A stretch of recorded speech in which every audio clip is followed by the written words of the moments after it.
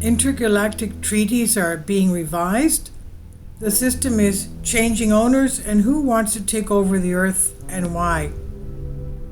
There's been information for a long time that our Earth is enslaved, and the capture happened many thousands of years ago.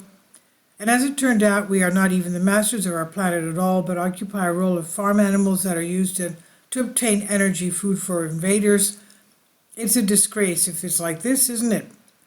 They say that people have had their memories of past incarnations blocked and their abilities hindered in order to keep them under complete control. As obedient slaves, it's sad to realize that for some extraterrestrial civilizations, man is a dumb and powerless animal. Of course, I don't agree with any of this. Man is, of course, a creation of God and created in the image of God.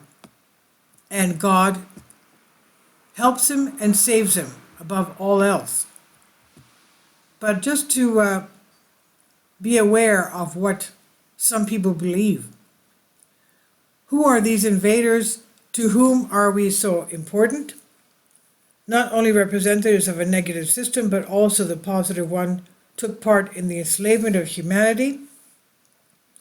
And these light forces are now trying to explain to us how we have polluted our planet and are now not striving for high vibration, which is why they will help only a select few. Of course, you understand that this has nothing to do with God. Now, what can happen if you create artificial intelligence? The Bible says a lot about this capture, but do we really understand its meaning? So what kind of force are these that could destroy the highly vibrational developed world? After all, we know that the angelic worlds fell, remember the fallen angels, and no less high vibrational civilizations were also infected.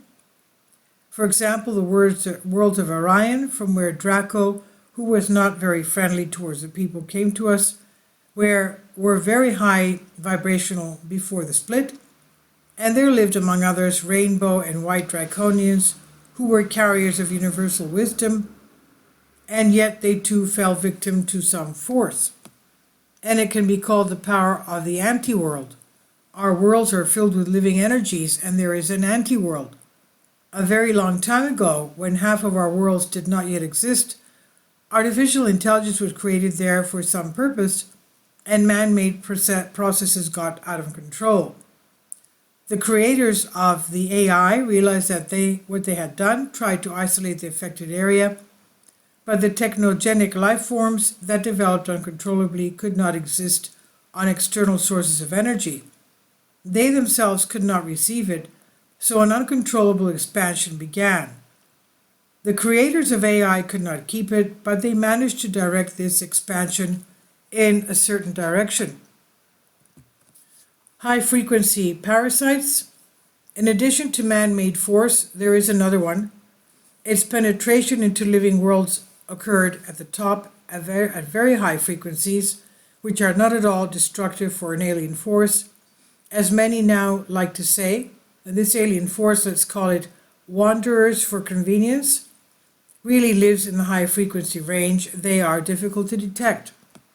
And these high frequency parasites manage to penetrate even into the higher self, after which the takeover begins, control of consciousness, behavior, and so on. And then a certain technogenic structure, which began expanding into our living worlds, united with these wanderers. It's hard to say who entered into an agreement with whom and who used whom, but at some stage they began to act together. Well, then they were joined by already captured worlds, which became manageable. It was simple if you had the right information about who you could buy and how. And as a result, living beings voluntarily give up their energies for certain benefits. Here, the basic law of goodwill was not even violated. Deception did its job. Living beings went into slavery. They bought it themselves, and they gave it away themselves. The fall of the top. In high vibrational worlds, renegades began to appear, geniuses unrecognized in their civilizations who were engaged in rather unsafe scientific research. These are the very first to fall. Good technologists offered these unique people to prove to dull civilizations the genius of their ideas, their uniqueness and chosenness, naturally for voluntarily giving energy, and thus began the moral and spiritual decline, and it came from the very top.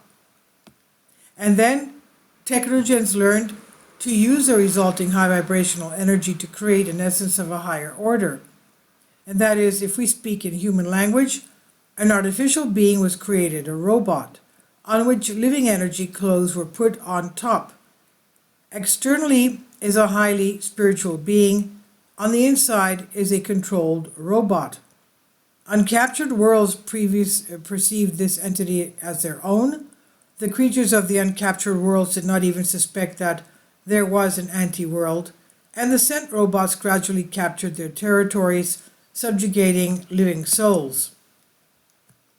Willingly or unwittingly, several high vibration worlds joined the invaders. As a result, the Orion civilization split into light and dark, and the Draconians appeared. There are civilizations that are completely captured, and there are those that manage to come to their senses in time and are now trying to restore their living energies. Be aware of the well-wishers. Many contactees encounter entities that promise the salvation of all of us foolish ones. They say that people are stupid aborigines and they are higher beings, but most of these well-wishers have ill will. Therefore, contact must be done very carefully. The anti-world is very large. Many galaxies were stuck in it. Representatives of thousands of worlds would like to receive living energy. The Great Galactic Council did nothing for a long time, and all because the top were flabbergasted. This is reminiscent of many of the world's parliaments where each group lobbies its interests, and it does not matter what consequences they will have for society. Some of these lobbies in the Galactic Council have achieved the status of irrational for many worlds, including, by the way, our civilization, and now all these corrupt schemes have been exposed and a lot must change for humanity. Now, this is on Solask. Please leave your comments and thank you for your support. Please support my Patreon account. The daily posts are 5 videos daily and they are totally different from what I have on my YouTube channel. Thank you so much for your support and that you find all my content so interesting. You'll find the Patreon account details in the description box below.